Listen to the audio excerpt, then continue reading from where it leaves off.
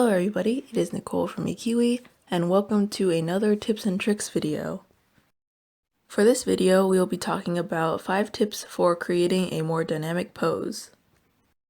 Now before I get started, this video is kindly sponsored by Skillshare. If you guys don't know what Skillshare is, it is an online learning community with thousands of classes. There are many different categories of classes, including art, business, technology, etc. Premium membership gives you unlimited access to classes from experts working in their field. This way you can improve on your skills and learn from the people who know the industry.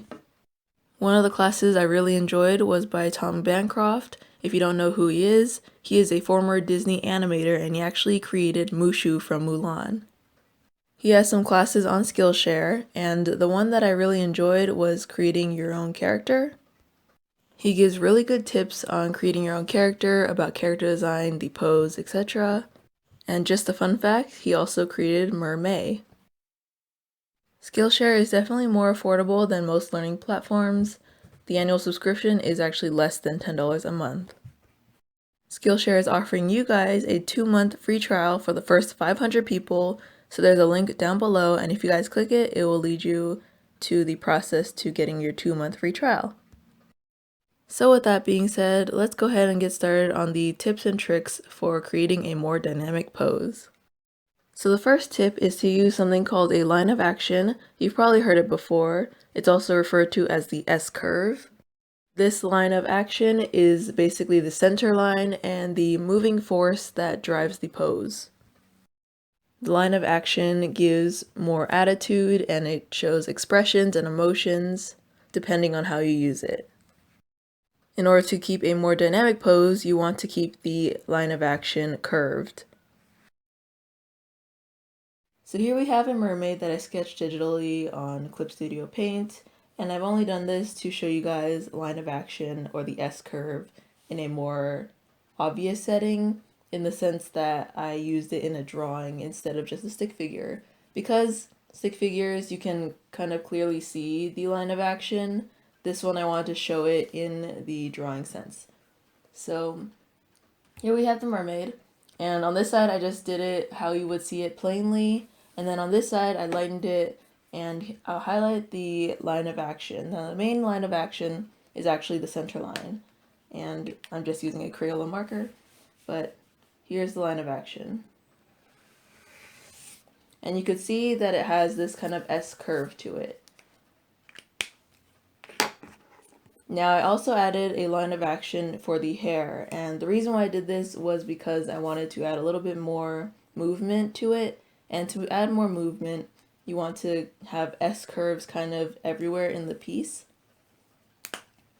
So here we have this S curve. Not a very clean line, but you kind of get the point that there is an S curve in the hair and then the S curve in her body, and this creates the movement that you kind of see in this drawing over here. The next tip is to avoid symmetry, and by this I mean don't make it basically a copy of the left side to the right side. Try not to make each side mirror each other. So in this image you can see I have 2 poses. One is very symmetrical and the other one is not. And the reason why I have them side by side is so you can see the difference that it makes to avoid symmetry in creating a more dynamic pose.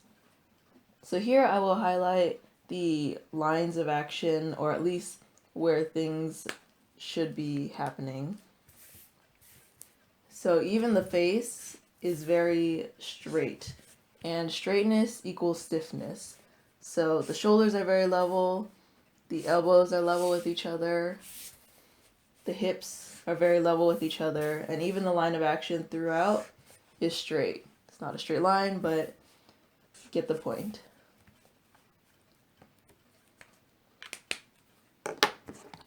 And then over here we have a more dynamic pose where I've changed the angles, and this is called contrapposto. And what it basically means is the shoulders and the hips will go opposite ways, and it kind of creates a more dynamic pose. Not only that, I did add a more curved line of action or center line, and even the face is not straight lines. you want to keep curved lines. So here you see that they are curved, the body is curved, the shoulders go this way, and then the hips go this way, and you can see they go opposite, and this creates a more dynamic pose. Even here and here are opposite, so it makes it a little bit more dynamic and more interesting than the very symmetrical stiff pose. Tip number 3 is curves over straight. And by this, I mean that you want to avoid straight lines and stick with curved lines. Even when you think that you should use straight lines, curved lines are probably your better bet. So here I have a couple of examples. The first ones are arms and then legs. And the reason why I show this is because this is probably where stiffness happens the most. So here you can see that this line is very straight. There is not really much movement in it, and it's kind of stiff feeling. Whereas over here on this side, it is curved. So you see this line, and then it goes through there. Not the best line that I've drawn, but it has more movement to it, whereas this one is very stiff. And like I said, straight lines equal stiffness, where curved lines create movement.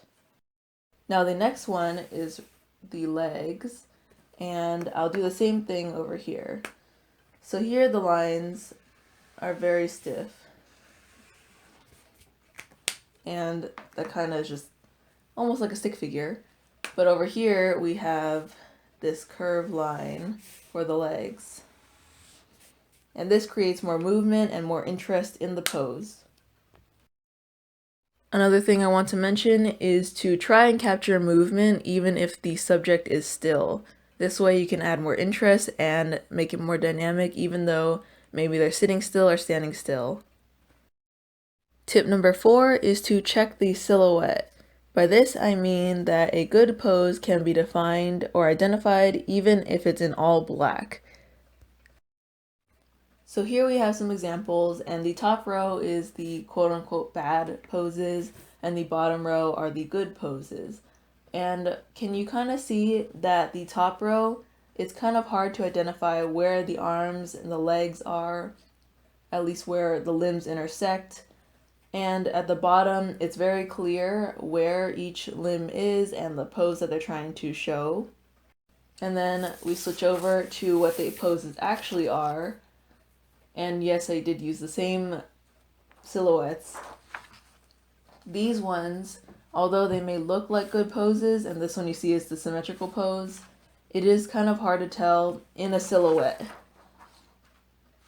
Whereas these ones, did they look exactly like you thought they would based on the silhouette image? Do they look the same from the silhouette and the pose? And then do these ones mimic each other? Could you tell the arms were crossed here? Could you tell that the arms were in front here? Could you tell that there are two legs there, etc., or where the arms were? And this is what I mean by checking the silhouette. Typically you want to do this when you're trying out a pose before you finish, because once you finish, it's probably too late to really change it, especially if you've done all that work. So make sure to check the pose in a small doodle on the side before you get into the real thing. That way you can push your poses to be more dynamic without worrying about messing up in the future. And the last tip, tip number 5, is to use reference. The easiest way to avoid plagiarism or using any copyrighted material is to use yourself. By this I mean to just take pictures of yourself or take pictures of a friend. Anything that you take the picture of, you can avoid plagiarism because you took the picture. If you use other people's art as a reference, especially for the pose, it can cause major problems, especially if you copy it exactly. And definitely if you don't ask for permission first. Even on the internet, you can get in trouble for copyrighted stuff. There is a way to filter out Google Images to be worry-free about copyrighted images. In the advanced image search on Google, there is a usage rights tab, and default it is called not filtered by license, but you want to change that to free to use, share, or modify even commercially. That way you know that it is royalty free and you don't have to worry about someone suing you in the future, if anything. However, you will find that there are not as many images that you can use because a lot of the things that you find in Google Images are copyrighted. That is why I highly suggest that you just take your own pictures. That way you know for sure that you are not copying anybody else and you're just using yourself as a reference. It is also the easiest way to get your own pose because you know what pose that you want and maybe the internet doesn't, so they won't have the exact pose you're looking for. If you do it yourself, you will have an exact image that you want to use for reference for your pose. So that wraps up my 5 tips for creating a more dynamic pose. Let me know if you guys enjoyed it, found it useful or helpful in any way. Don't forget there is a link down below for the first 500 people for a free 2-month trial on Skillshare. I will definitely be doing more tips videos for you guys in the future, so I hope you guys will look forward to that. Thank you so much for joining me today. Keep drawing, keep painting, and I'll see you guys next time. Bye!